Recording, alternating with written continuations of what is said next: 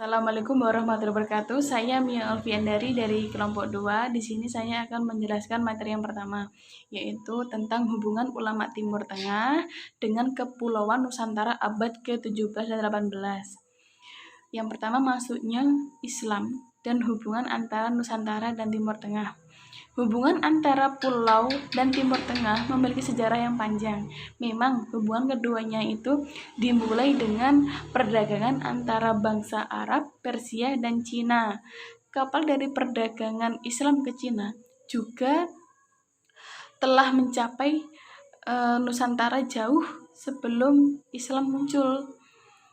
Selama dinasti Umayyah, ekspansi Islam ke Persia dan benua India itu memberikan dorongan baru bagi pelayaran Persia Arab. Dari data Tionghoa, terlihat jelas Sriwijaya sudah memiliki banyak pemeluk Islam, baik sebagai pedagang, pemilik kapal maupun duta besar. Belakangan Islam dipengaruhi oleh pemikiran Sufi dan masyarakat sekitarnya percaya bahwa raja pertama mereka itu adalah keturunan Khalifah Rum, ditetapkan sebagai syarif. Turki tidak hanya mempengaruhi daerah tersebut, tetapi seluruh kepulauan Utsmani berpartisipasi dalam penyebaran Islam. Hubungan Nusantara dan Timur Tengah tidak hanya di Utsmani, tapi juga di Mekah dan di Madinah. Hubungan Aceh dan Timur Tengah memang sangat istimewa. Mataram, sebuah kerajaan muslim besar di Jawa, juga merasa perlu menjalin hubungan yang erat dengan Syarif Makkah, sekaligus mendapatkan gelar Sultan dari penguasa Tanah Suci. Nah, itu adalah hubungan diplomatik antara kerajaan kepulauan dan Timur Tengah untuk menjalin hubungan dengan mereka untuk mendapatkan legitimasi Islam dari doktrin atau khalifah Islam yang berkuasa.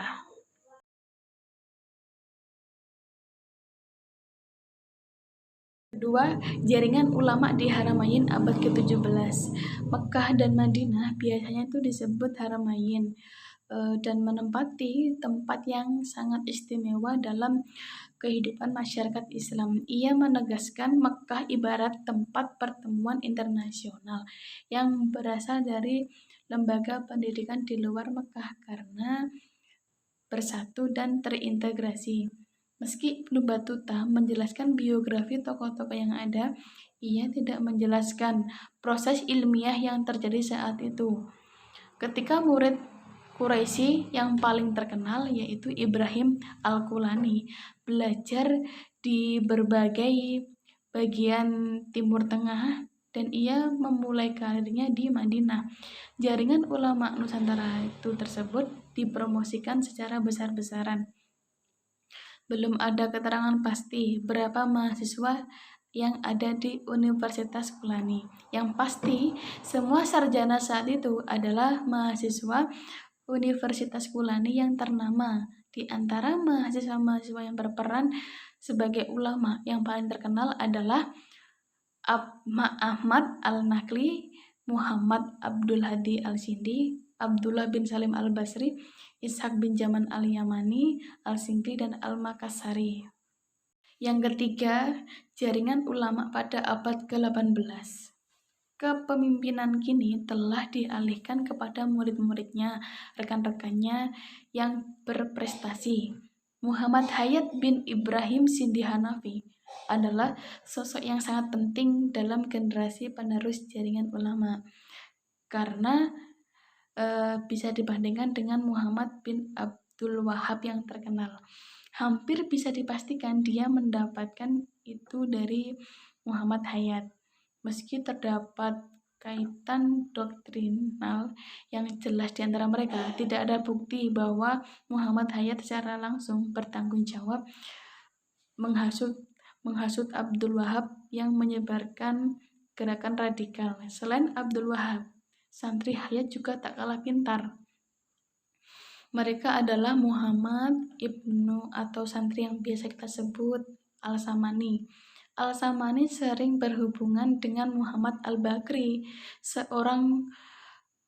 Muhammad Al-Bakri itu seorang guru berprestasi yang diajar oleh Kalwatiyah. Organisasi yang kuat dan terpusat adalah kekuatan pendorong di baliknya alat penting untuk penyebaran Islam di Sudan. Sebagai gerakan pembaruan Sufisme, Samaniyah dengan tokohnya Saman mulai mengajar perpaduan dari teknik-teknik zikir, bacaan-bacaan lain, dan ajaran metafisika. Semua tarekat ini dengan beberapa tambahan bacaan sendiri. Nah, meskipun Samaniyah bukanlah satu-satunya tarekat yang menggabungkan ajaran dari beberapa tarekat asli, karena berikutnya ada tarekat yang sama, yakni dengan menggabungkan ajaran-ajaran dari beberapa tarekat. Salah satunya dari Nusantara, yaitu Syekh Ahmad Khatib Sambas. Tidak hanya ulama dari anak-anak benua Afrika, tetapi juga ulama dari Malaysia dan di Indonesia, serta banyak di antaranya berasal dari jaringan ulama dan tokoh Timur Tengah. Demikian presentasi saya tadi. Apabila ada kekurangan atau kesalahan kata, saya mohon maaf sebesar-besarnya. Saya sampaikan terima kasih. Wassalamualaikum warahmatullahi wabarakatuh.